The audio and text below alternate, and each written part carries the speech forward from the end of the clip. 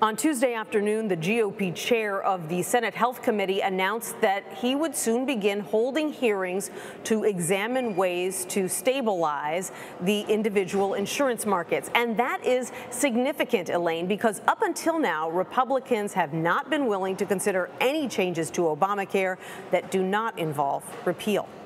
Well, Nancy, Majority Leader McConnell said Tuesday that senators will vote to repeal Obamacare next week. You mentioned in your piece this will likely not get enough votes to pass. Is there a strategy in letting the repeal vote fail?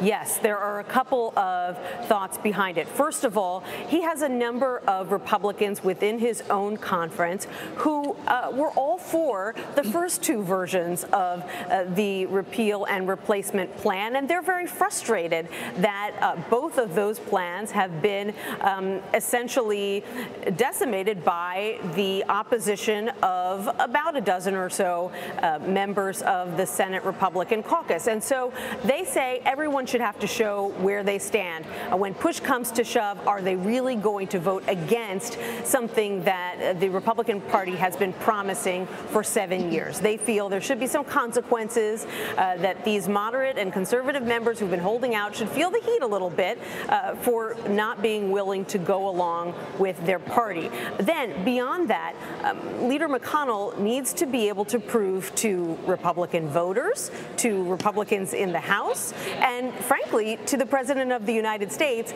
that he did absolutely everything that he could to try to get either a repeal and replacement plan or just flat out repeal across the finish line. And the best way to do that is to hold this vote. Now, it is going to force some members into an uncomfortable position. They're going to have to take a position that is diametrically opposed from the one they took when they held this same vote 2 years ago, but when the White House was controlled by a Democrat who was sure to veto it. And so that's the reason that some moderate senators are unhappy, but it looks like this is the way that McConnell has decided to proceed.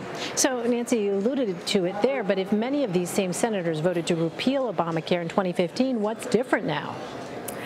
Well, they say that the situation has changed, that they're just being realistic. But here's what's really changed, Elaine. What's really changed is that back then, the political stakes for that vote were very low because they knew that this repeal plan would not become law. And since they took that vote, they now have some evidence about what kinds of changes such a plan would wreak on the insurance industry. The Congressional Budget Office, at the request of Democrats, did an analysis about 7 months ago and found that premiums would spike almost immediately and that premiums would double over the next 10 years. Now, that's assuming that Republicans weren't able to then, a year or two later, come up with a replacement plan for Obamacare. But moderates say you can't count on the possibility that Republicans will be able to come up with a plan because they haven't been able to find consensus in the last 7 months. So, Nancy, where does all this leave Democrats? What are they doing to come up with a solution to fix health care?